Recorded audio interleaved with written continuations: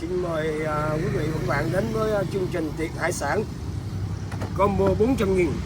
Mực nè, cá dìa, tôm sú, cá đuối, tôm chiên. Riêng em là ăn mực là phải có ngò. Mực ngò nha quý vị. Quế đĩa dân Bình Định, quế đĩa làm miếng mực miền Trung tiếc nách.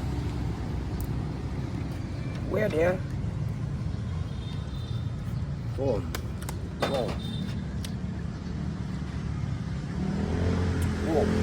sú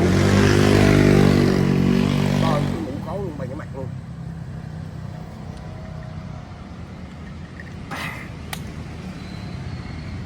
Quế đĩa